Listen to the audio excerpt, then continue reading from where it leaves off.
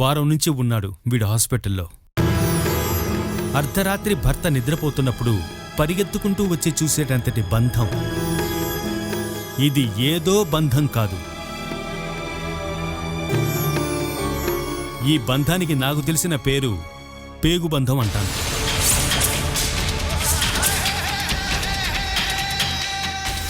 లేదంటే లేదని చెప్పు, లేదని చెప్పు.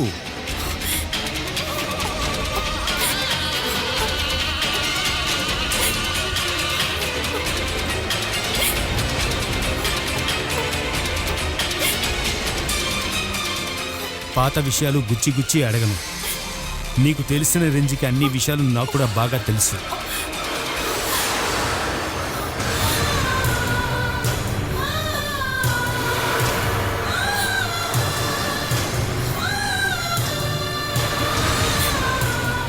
నాకిప్పుడు 2 ఆప్షన్లే ఉన్నాయి. ఆ 2 ఇప్పుడు నీకు చెప్పేస్తాను. దాంట్లో ఏది ఎంచుకోవాలో నువ్వే నిర్ణయించుకో. నీ కడుపులో ఉన్న నా బిడ్డని వద్దని చెప్పేయాలా, లేదా ఈ బిడ్డని యాక్సెప్ట్ చేసుకోవాలా?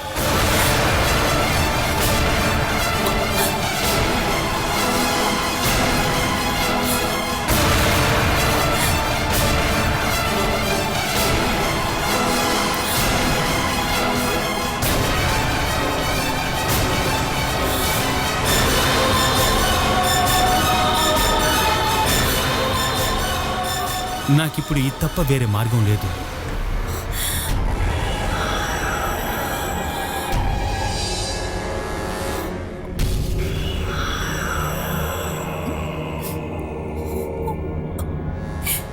నాకు నువ్వు మన బిడ్డ వదిలి వెళ్ళకూడదు. అందుకోసం నేను వీడిని యాక్సెప్ట్ చేసుకుంటాను.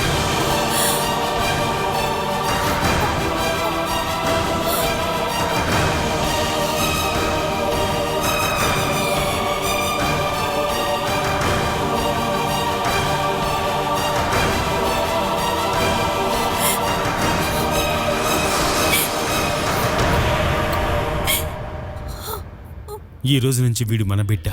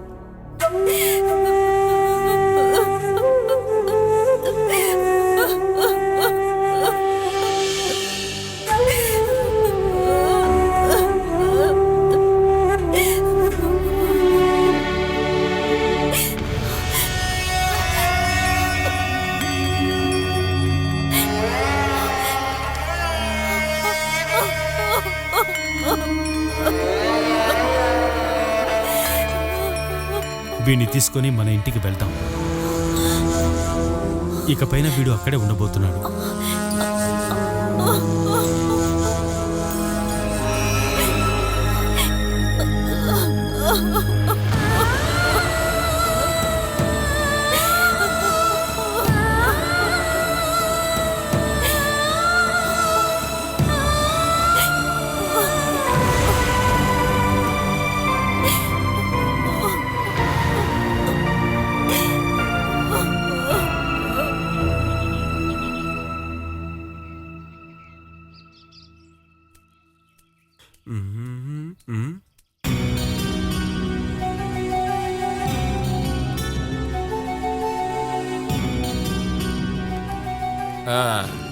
నువ్వు ఇక్కడ మొబైల్ నొక్కుతూ ఉండు.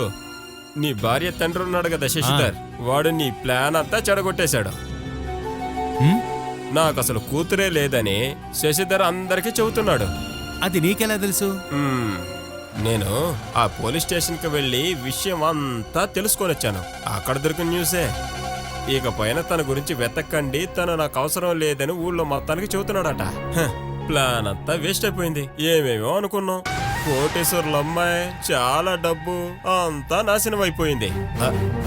అరే తను ఇప్పుడు అకౌంట్లో డబ్బు లేకుండా బౌన్స్ అనే చెక్కు లాంటిది. హ, సమయం చూసి తన్ని విడిచిపెట్టారా? మ్మ్.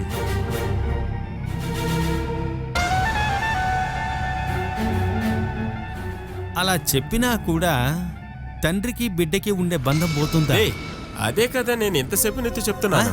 అలా అయితే ఆశ ఆస్తి వాటా కావాలని కేసు వేస్తాను. హ, దానికంతా ఆశ ఒప్పుకుంటుందా ఏంటి? అదేగా.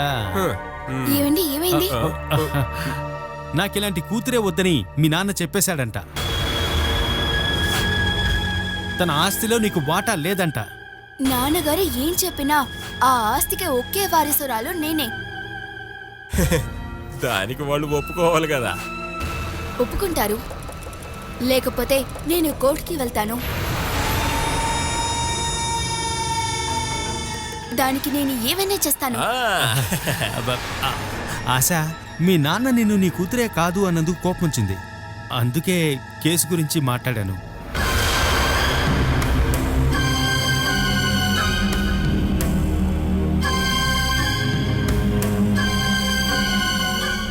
ఏయ్, వెళ్ళి మాట్లాడరా పో.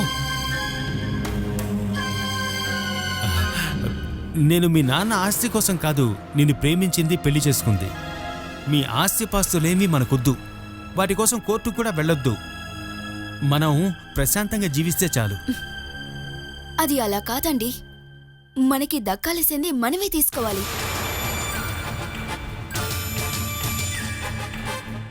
టైం రానివ్వండి, నేను నాన్న దగ్గర డైరెక్ట్గా అడుగుతాను. అప్పుడు నాకు రాకపోతే నేను కోర్టుకి వెళ్తాను. మ్మ్.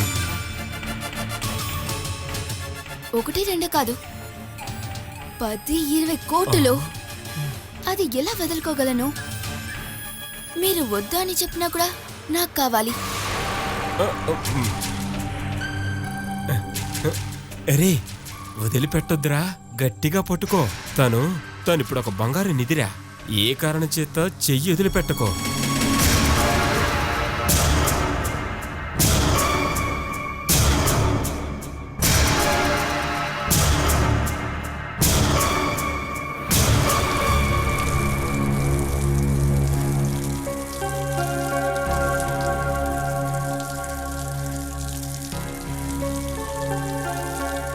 ఆ అక్కకి ఎప్పుడో పనేనా? నువ్వెందుకని ఆశ మీ నాన్నకు పోటీగా కోర్టుకు వెళ్ళాలనుకుంటున్నావు? నాన్నకి పోటీగా కోర్టుకా? ఆయన నన్ను గనక చూస్తే చంపేస్తారు. ఆయన నీడని చూస్తేనే నాకు భయం. ఇంకా నేను కేసేస్తానా ఏంటి? నీకు రావాల్సిన ఆస్తి కోసం కోర్టుకు వెళ్తానన్నావు.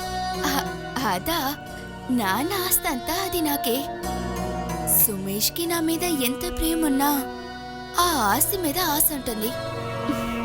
దొరకదని తెలిస్తే నా మీద ప్రేమ తగ్గిపోతుంది. అది తగ్గకుండా ఉండటానికి ఈ ట్రిక్. ఆశ చూపించి ప్రేమ తగ్గించుకోవటం. నా చేతిలో ఒక్క రూపాయి కూడా లేకపోయినా తన దృష్టిలో నేను ఎప్పుడు కోటీశ్వరురాల్ని. నా కోసం ఏమైనా చేస్తారు. నిజం చెప్పాలంటే సుమేష్ ఇప్పుడు టోటల్ గా నా ట్రాక్ లోనే ఉన్నారు. నీ మీద ప్రేమ చూపించి ఆస్తంతా లాక్కోవడం కోసమే సుమేష్ నటిస్తున్నాడేమో. వాళ్ళు క్షమించలేని ద్రోహం నేను అమ్మా నాన్నకి చేశాను. నేను ఇలా చేశాను కాబట్టి నన్ను బయటికి గింటేశారు. నాన్న గురించి నాకు తెలుసు. ముష్టి వాళ్ళకైనా వేస్తారు కానీ ముష్టిగా ఒక 10 రూపాయలు నాకు తప్పకుండా ఎవరు. అయితే సుమేష్ కనే కలలన్నీ వ్యర్థమైపోతాయా ఆశ? సుమేష్ ప్రేమించింది నన్ను. ఇంకా ఆయనకి ఎందుకు నా ఆస్తి? నష్టం కలిగించే బిజినెస్ సుమేష్ చేస్తున్నాడని నీకు అనిపిస్తుందా? ఇదొక నష్టం అని వాళ్ళు అర్థం చేసుకుంటేనే కదా ఏ సమయమైనా పెద్దగా ఒక లాభం వస్తుందని చెప్తూనే ఉంటాను. నా మాట అయితే ఆయన నమ్మకుండా ఉండరు. కారణం ఏంటి? ఎలాంటి దిక్కు లేకుండా ఆశ అనే ఒక అమ్మాయిలాగా కాదు నేను మాట్లాడేది. ఇదొక కోటీశ్వరురాలు మాట. దాంతో సుమేష్ ని ఎలా వలలో వేసుకోవాలో నాకు తెలుసు. ఇక్కడ మిగతా వాళ్ళ గురించి తెలీదు. కానీ నేనిది సరిచేస్తాను. అలాగే అక్క, నేను కాఫీ తాగే మూడ్లో నన్ను కాఫీ వేసిస్తారా ఏంటి? బాలాక హెల్త్ సెంటర్ నుండి రాలేదా? లేదు, వచ్చే సమయం అయింది. వేణు బావా ఇక్కడ నుండి వెళ్ళిపోయాక బాలాకని ఒక మంచి హాస్పిటల్ కి తీసుకువెళ్దాం.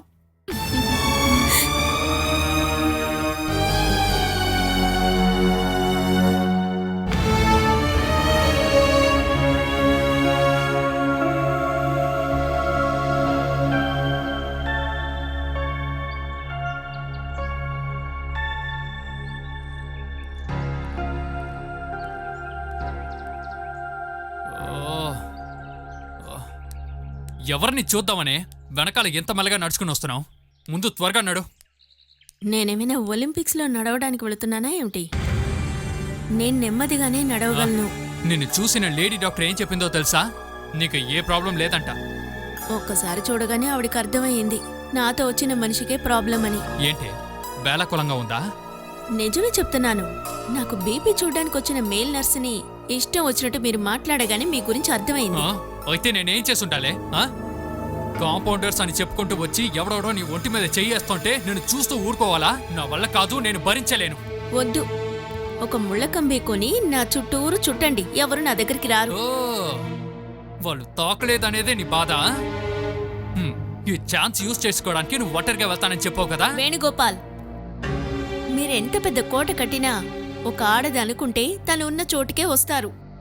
అలా భార్య అనుకునేలా చూసుకోవడమే భర్త లక్షణం.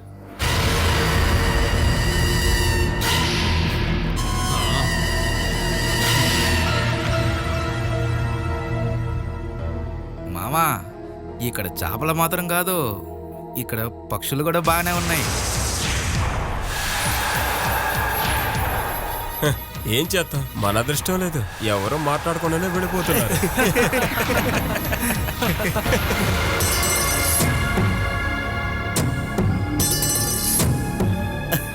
ఆ చిలక బయట ఊరి నుంచి వచ్చిందనుకుంటా.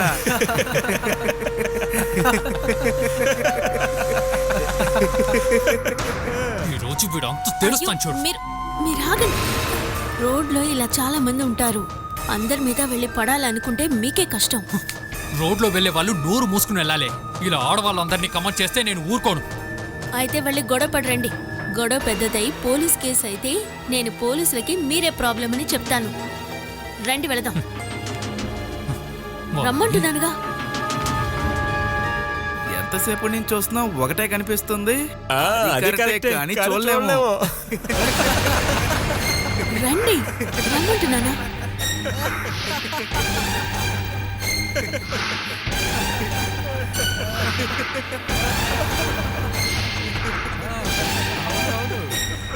నువ్వు ముందు వెళ్తూ ఉండు, నేను సిగరెట్ మర్చిపోయాను, వెళ్ళి కొనుక్కొస్తాను.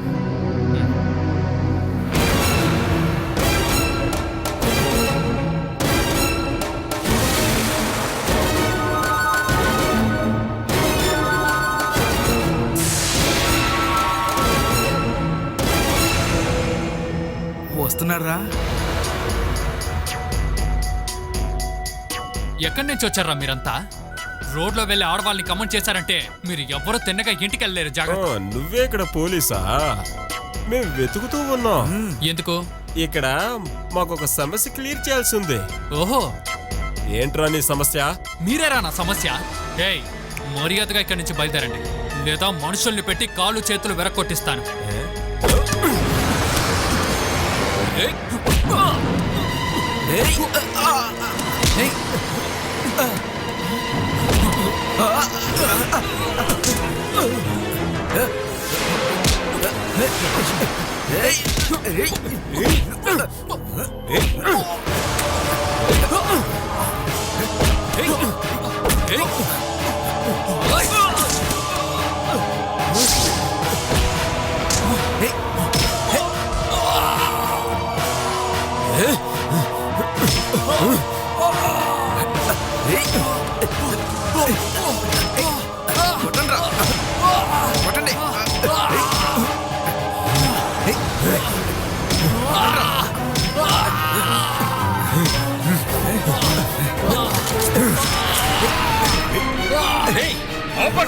జరగండి.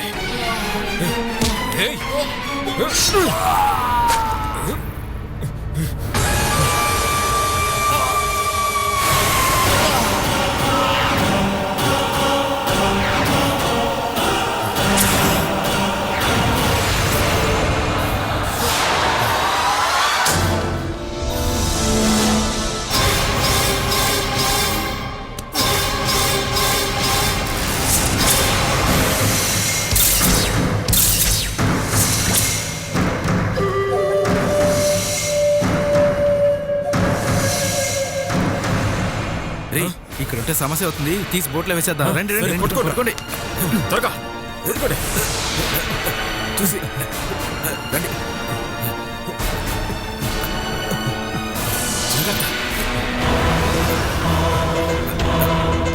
వేయండి. జాగ్రత్త. మెల్లిగా మెల్లిగా అంతే. కాలు కింద పెట్టు. పదండి పదండి, త్వరగా పదండి. వెళ్దాం వెళ్దాం. ఉండకూడదు ఇక్కడ.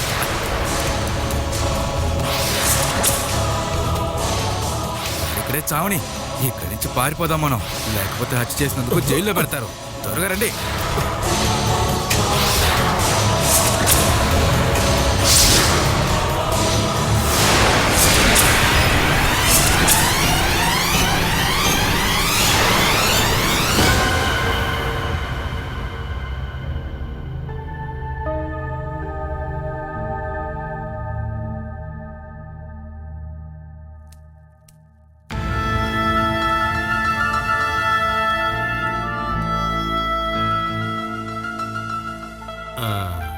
నువ్వు వెళ్ళినప్పుడు హెల్త్ సెంటర్లో డాక్టర్లు ఉన్నారమ్మా? మ్మ్. డాక్టర్ ఏమన్నారు? బుధవారం గైనకాలజిస్ట్ వస్తారట. వచ్చే బుధవారం చెకప్కి రమ్మన్నారు. ఓ, మీరెక్కడికి వెళుతున్నారు? పాయికాపురం గుళ్ళో ఒక ఫంక్షన్ అంట. నేనే భాగవతం చెప్తున్నా. ఏదో 300 రూపాయలు ఇస్తారు. నా ఖర్చులకి అది ఎంతో బాగా నాకు పనికొస్తుంది కదమ్మా. అది కాకుండా భాగవతం చెప్పేటప్పుడు మన మనసుకు కొంచెం నెమ్మదిగా కూడా ఉంటుంది. అంతకంటే ఏం కావాలి? నువ్వు వచ్చేసావా? మీరు బయలుదేరలేదా? ఇదిగో వెళ్ళిపోతున్నా. సర్లే వెళ్ళండి. ఇదొకటి. వేణు ఎక్కడికి వెళ్ళాడు? ఏమే, నిన్నే అడుగుతున్నా. నాతో చెప్పే మీ అబ్బాయి వెళుతున్నారా? నువ్వే కదా వాడిని హాస్పిటల్కి తీసుకువెళ్ళింది. నాకో భర్త ఉన్నాడని ఊళ్ళో వాళ్ళు తెలుసుకోవాలి కదా. నీ కొంగు పట్టుకుని తిరగటానిక వాణ్ణి పూనా నుంచి రప్పించింది? నేనెవ్వరినీ రమ్మనలేదు. అలా రమ్మనే ఆశ లేదు. ఎవరితోనైనా లేచిపోతావేమో అనుకుని వాడు మాట మాటికి చూస్తున్నాడు. అంత అనుమానం ఉంటే రూమ్లోనే లాక్ చేసి పోవచ్చుగా. నువ్వు నీ పుట్టింటికి వెళ్ళావంటే ఇంత కష్టం ఉండదుగా. ఈ కష్టాలు నేను సహిస్తానులేండి. ఆ తర్వాత నేను కష్టాలు పెడతాను. అది అనుభవించడానికి రెడీగా ఉండండి. ఏమిటిది? చెప్తాదేని పని.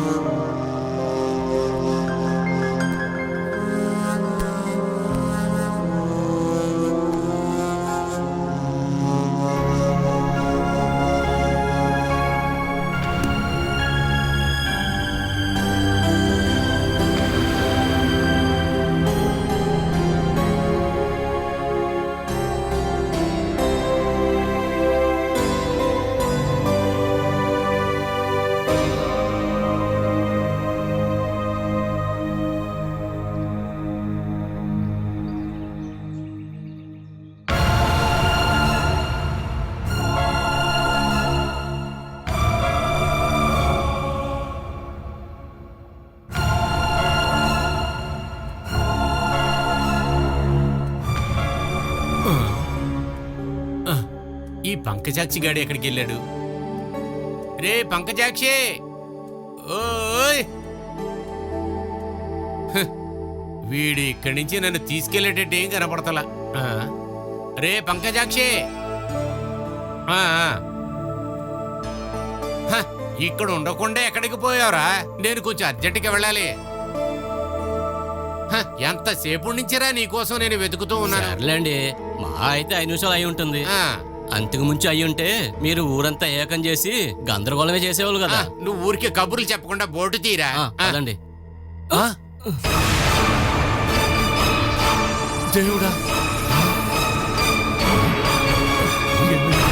దేవుడా,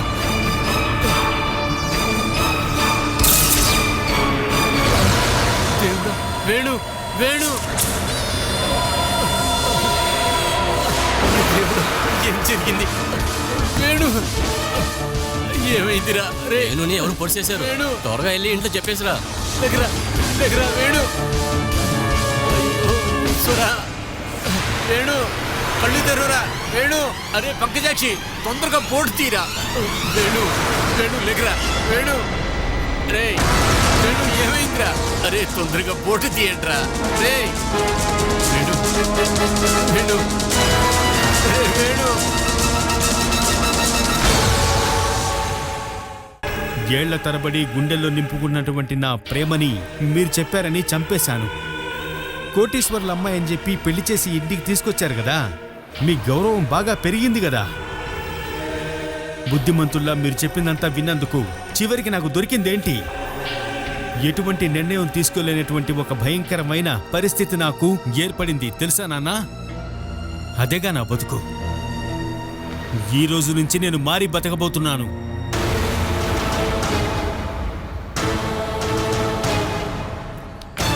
నాన్న తాలిగట్టమని చెప్పిన అమ్మాయి ఇప్పుడు తను గర్భిణిగా ఉంది.